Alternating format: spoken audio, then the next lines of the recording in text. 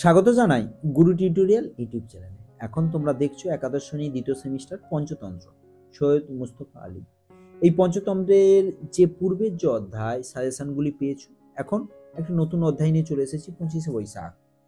ছোট্ট একটি প্রবন্ধ, ভালো করে আগে টেক্সট বইটি পড়ে নিয়ে এই সাজেশনটি দেখবে। আগে টেক্সট বই পড়বে, তারপরে সাজেশন দেখবে। রবীন্দ্রনাথের বিষয়ে সৈয়দ মুস্তফা আলী যে সুন্দর একটি বক্তব্য তুলে ধরেছে এই 25শে বৈশাখ। রবীন্দ্রনাথের সান্নিধ্য যারা পেয়েছে তারা একজন মহান ব্যক্তিত্ব। এই সান্নিধ্যে থাকাকালীন রবীন্দ্রনাথের গান সম্পর্কিত এই যে প্রবন্ধটি রচনা করেছেন, একটি সুন্দর। আগে পড়ে নেবে, তারপর সাজেশন দেখবে। দেখো এখান থেকে প্রথম 2 নাম্বার, তারপর 3 নাম্বার। 2 নাম্বার যেগুলি তুলে ধরেছি আর পূর্বের অধ্যায়গুলি, অর্থাৎ যে বই কেনা, আজব শহর কলকাতা, এগুলি দেখে নেবে। আর তার পূর্বে যে গল্প, উপন্যাস, নাটক, আগুন, এগুলি রয়েছে সম্পূর্ণ উত্তর পিডিএফ সহকারে। যদি না পেয়ে থাকো, আমার এই ভিডিও ডেসক্রিপশন বক্সে যাবে, সেখানে দেখবে প্লেলিস্ট আকারে, অর্থাৎ ইউটিউব চিহ্ন আকারে বিভিন্ন বিষয়গুলি রয়েছে। বাংলা, রাষ্ট্রবিজ্ঞান, এডুকেশন, বিভিন্ন বিষয়, স্বাস্থ্যসাথী শিক্ষা রয়েছে, সেখানে ক্লিক করে দেখে নেবে। তার নিচে হোয়াটসঅ্যাপে টেলিগ্রামে জয়েন হয়ে যাবে। সেখানে আমি এই ভিডিওর মধ্যে যে কোডটি বলবো, সেই কোডটি হোয়াটসঅ্যাপে টেলিগ্রামে মেসেজ করবে, অটো রিপ্লাই করা থাকবে, সঙ্গে সঙ্গে পিডিএফ চলে যাবে।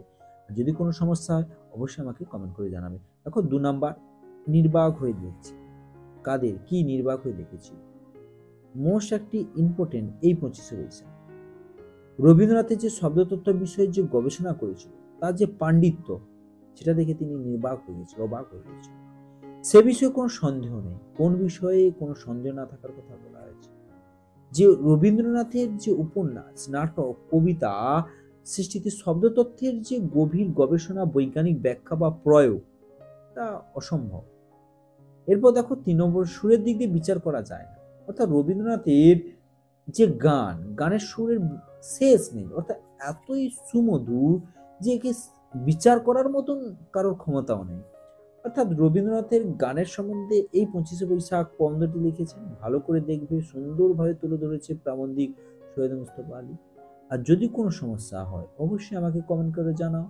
আর ভিডিওর মধ্যে যে কোডটি দেখছো, এই কোডটি আমার এই ভিডিও ডেসক্রিপশন বক্সে যাবে, সেখানে হোয়াটসঅ্যাপ নম্বর, টেলিগ্রাম লিঙ্ক রয়েছে, সেখানে গিয়ে আগে জয়েন হয়ে যাবে। তারপরে এই কোডটি শুধু মেসেজ করবে, অন্য কিছু লিখবে না, অটো রিপ্লাই করা থাকবে, সঙ্গে সঙ্গে পিডিএফটি চলে যাবে। আর অবশ্যই পূর্বের যে অধ্যায়গুলি দেখতে ভুলবে না। যদি কোনো সমস্যা আমাকে কমেন্ট করে জানাও। এরপর দেখো সাধারণ প্রশ্ন, রবীন্দ্রনাথের গানের সঙ্গে লীলাট বা গজল এর পার্থক্য প্রাবন্ধিক লক্ষ্য করেছেন। 8 নম্বর প্রশ্ন, 9 নম্বর প্রশ্ন, এই যে সাজেশন তুলে ধরা আছে 25শে বৈশাখ, এর মধ্যে থেকে কোন প্রশ্নগুলি সবথেকে বেশি ইম্পর্টেন্ট, তার স্টার দেখে তোমরা নির্বাচন করতে পারো। নতুন সিলেবাস, ভালো করে দেখে যাবে। কোনো সমস্যা হলে অবশ্যই আমাকে কমেন্ট করে জানাবে। এরপর দেখো 3 নাম্বারের যে প্রশ্ন, অর্থাৎ 2 এবং 3 পড়বে এই পঞ্চতন্ত্র থেকে। হ্যাঁ, বড় প্রশ্ন হিসাবে পড়ে না, 3 নাম্বার আলাদা দেয়, 2 নাম্বারেও আলাদা দেয়। অপরাধ নেবেন না, অর্থাৎ রবীন্দ্রনাথের বিষয়ের বলার মতো ক্ষমতা কিন্তু কারণ নেই, সে বিষয়ে বলছে, তাই তিনি বলছে অপরাধ নেবেন না। ভালো করে আগে প্রবন্ধটি পড়বে, তারপরে সমস্যা হলে অবশ্যই আমাকে কমেন্ট করে জানাবে। 2 নম্বর, 3 নম্বর, 4 নম্বর এবং 5 নম্বর প্রশ্ন রয়েছে এই 25শে বৈশাখ। 6 নম্বর প্রশ্ন, 7 নম্বর প্রশ্ন, 8 নম্বর প্রশ্ন। 8 নম্বর প্রশ্নটা ইম্পর্টেন্ট। এই অলৌকিক কর্ম যিনি করতে পারেন তিনি বিশ্বকর্মার মহাত্মা, অর্থাৎ তিনি রবীন্দ্রনাথকে বিশ্বকর্মার মহাত্মার সাথে তুলে ধরেছেন। কার সম্পর্কে কথা বলা আছে? এইরূপ মন্তব্যের কারণ আলোচনা করো এই 8 নাম্বার। অর্থাৎ এই 8টি 3 নাম্বার দিয়ে দিয়েছি।